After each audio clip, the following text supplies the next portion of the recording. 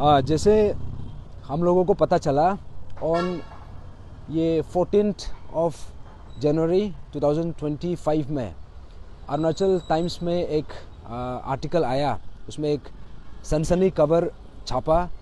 ये हमारा अरुणाचल ये टाइम्स का जो एडिटर है बेंगे आजुम सर का जो ये पब्लिकेशन का उसका न्यूज़पेपर में हमको पता चला कि Arunachal Pradesh public service commission जो हमारा अरुणाचल का शायद अभी तक का सबसे बड़ा स्कैम, अगर पीडीएस स्कैम से अगर कोई बड़ा स्कैम था तो ये स्कैम था, क्योंकि ये जो अभी तक पूरा तरीका से अभी तक अनफोल्ड हुआ नहीं था।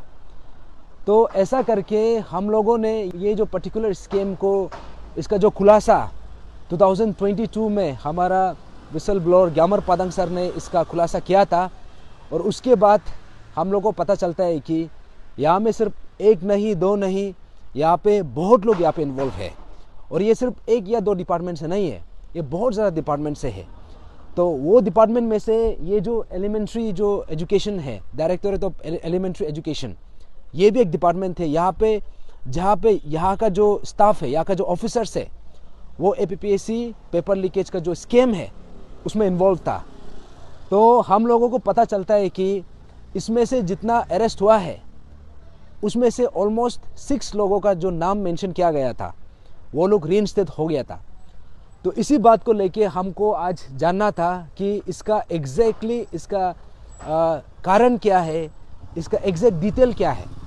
तो इसलिए आज मैंने जैसे पब्लिक को भी हम लोगों ने बताया कि आज अरुणाचल फ्रंटियर ट्राइबल फ्रंट हम लोग यहाँ पे आया है, और यहाँ का जो डायरेक्टर है इसको मिला, उसके बाद जो सेकेंडरी ये एलिमेंट्री का जो डायरेक्टर है उसको भी मिला, और डायरेक्टरेट ऑफ सेकेंडरी एजुकेशन उसको भी मिला।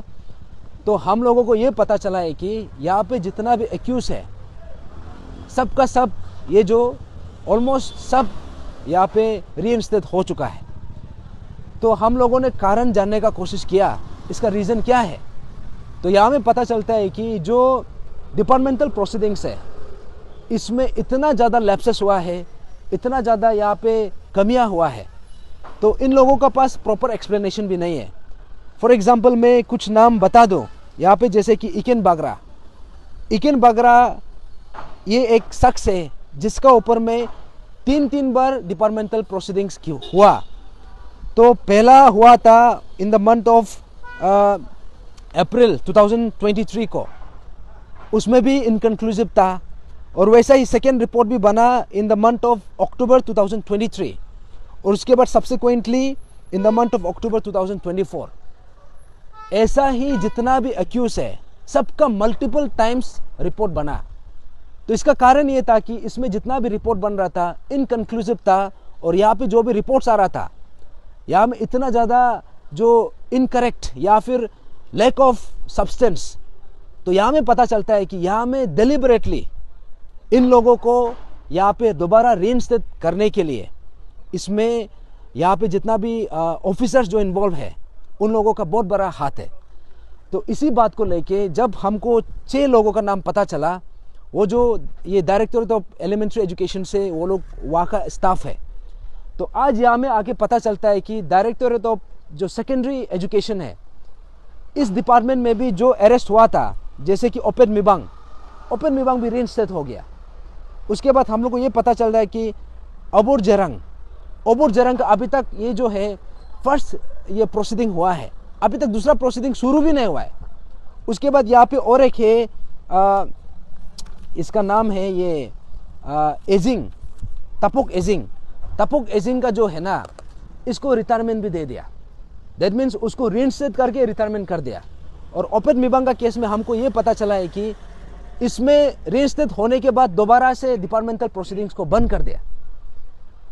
तो अभी समझने वाला बात यह है, एपीपीएससी जैसा scheme, I think this was equivalent to a mass genocide.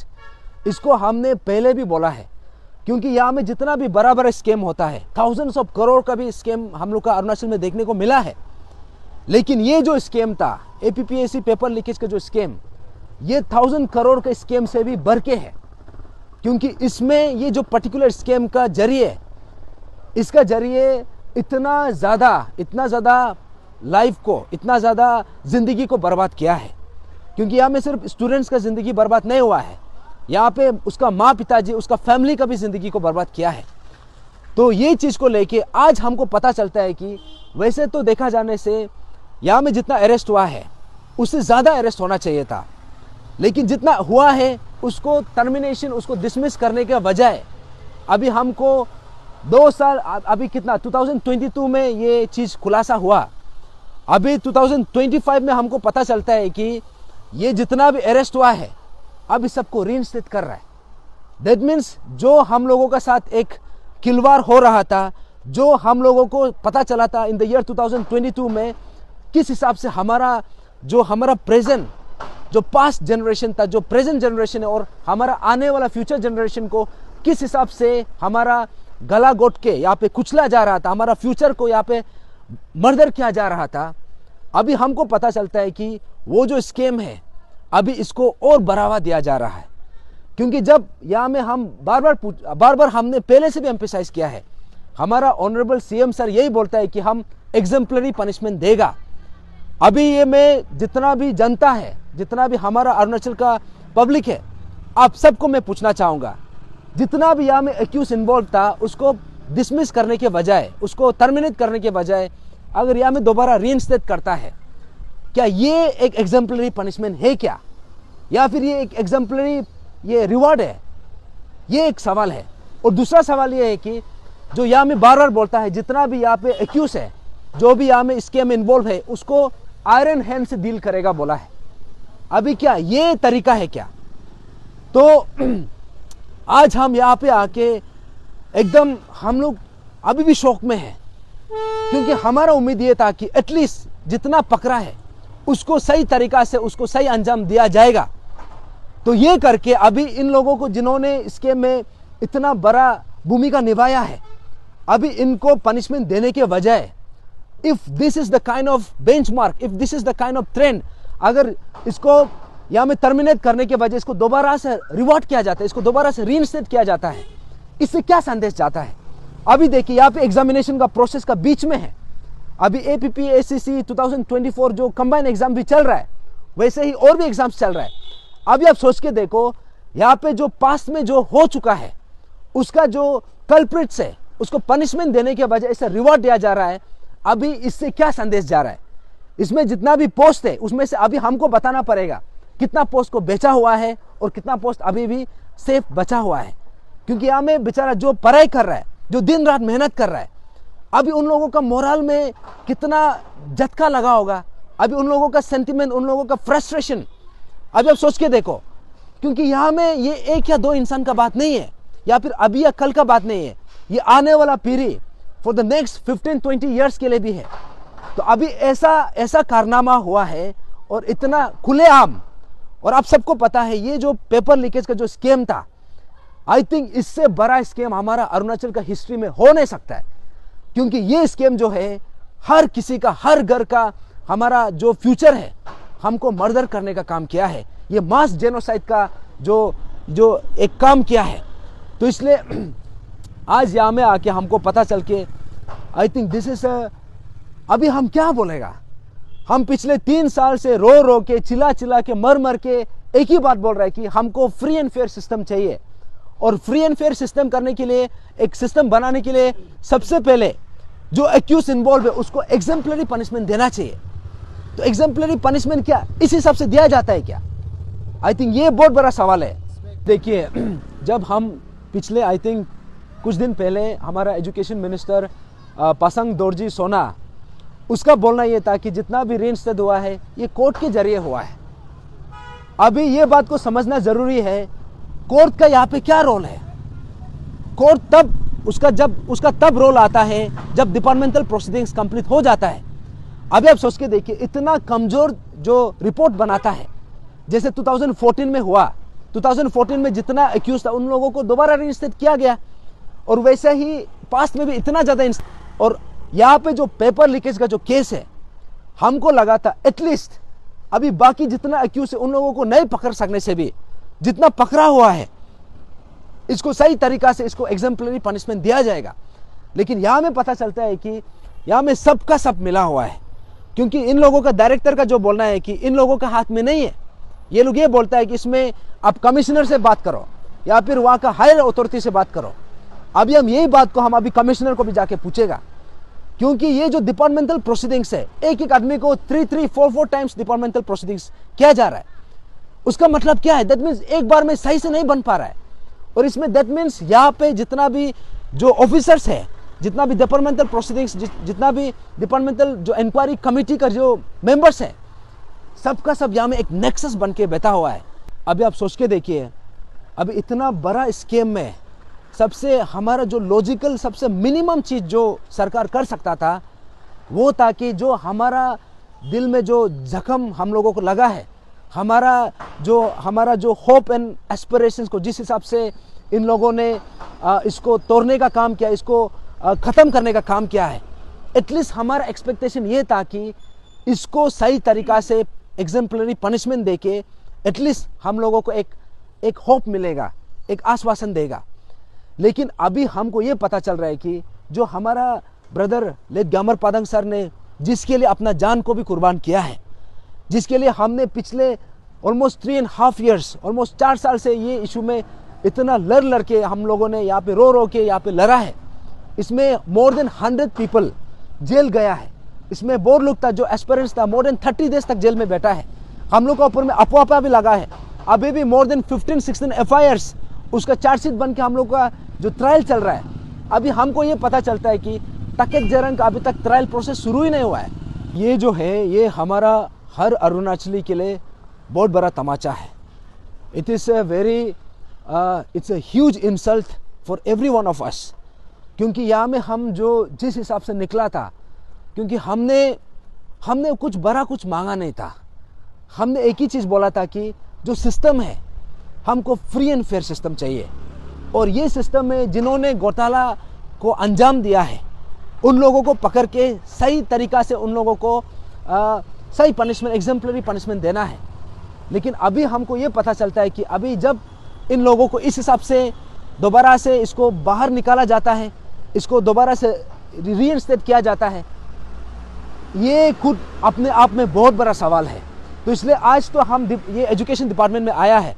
अभी आप सोच के देखिए, यहाँ पे अराउंड 7 to 8 डिपार्टमेंट्स है जहाँ पे जिस डिपार्टमेंट में यहाँ में एक्यूज लोग को पकड़ा गया, जैसे RWD में है, PWD में है, PHE में है, उसके बाद होम डिपार्टमेंट में है, एग्रीकल्चर में है। तो अभी हम हर डिपार्टमेंट में, अभी आप सोच के देखिए, अभी शायद ये जो रीइंस्टेटमेंट हुआ है ये अभी का बात भी नहीं है। ये उस दिन जो पब्लिश हुआ था ये तो बहुत लेट से पब्लिकेशन हुआ, क्योंकि जो वहाँ का जो न्यूज़, जो हमारा अरुणाचल टाइम्स का जो एडिटर है उसको भी बहुत लेट से कवर मिला। लेकिन इसका रीइंस्टेटमेंट जो है in the month of October 2024 में हो चुका था। तो आप इमेजिन कर सकता है। उसके बाद हमने पूछा कि इन लोगों को रीइंस्टेटमेंट करने के बाद आप लोगों ने क्या कदम उठाया। अभी इन लोगों का पास कुछ भी जवाब नहीं है।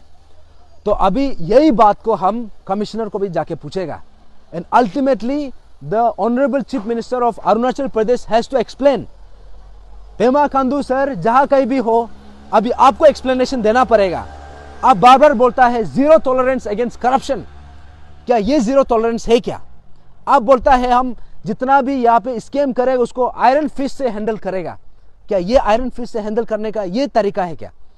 अभी हमारा हर अरुणाचली, जितना भी एस्पिरेंट्स, जितना भी पेरेंट्स है, जितना भी हमारा अन्ना अबो है, अम्मा बाबा है, आप सबको समझना है ये हम लोगों का फ्यूचर का सवाल है। ये हमारा बच्चा का, भाई बहन का फ्यूचर का सवाल है। तो इसलिए ये जो पर्टिकुलर जो इंस्टेंस है, अभी ये जो है बहुत बड़ा सवाल खड़ा किया है। और अभी एक एक करके हम सरकार को अभी सवाल करना शुरू करेगा। हमारा जो लोकतंत्र है, हमारा जो डेमोक्रेसी है, डेमोक्रेसी पब्लिक का आवाज़ से, जनता का आवाज़ से चलता है। अभी जो सत्ता में बैठा है, चाहे वो चीफ मिनिस्टर हो, चाहे वो एजुकेशन मिनिस्टर हो, चाहे वो कोई भी हो, वो अगर वहाँ पे है तो वो जनता का आवाज़ का, जनता का जरिए से है। और वहाँ पे जो बैठा है वो अपना खुद का सर्विस के लिए नहीं है, वो जनता का सेवा के लिए है। वो राजा नहीं है, वो हमारा जो प्रजा का सर्वेंट है। हमारा वो public, they are not the kings, they are servants. तो अभी ये सवाल जो है इसलिए मैं पूछ रहा हूँ, इसलिए मैं बोल रहा हूँ, क्योंकि ये जो इशू है ये हर अरुणाचली का इशू है, ये हर घर का इशू है। अभी इसमें जो हमको हमारा कॉन्स्टिट्यूशन ने, हमारा जो संविधान ने हमको एम्पावर किया है सवाल करने का, और जो हमारा राइट है, क्योंकि एक free and fair system, this is our fundamental right.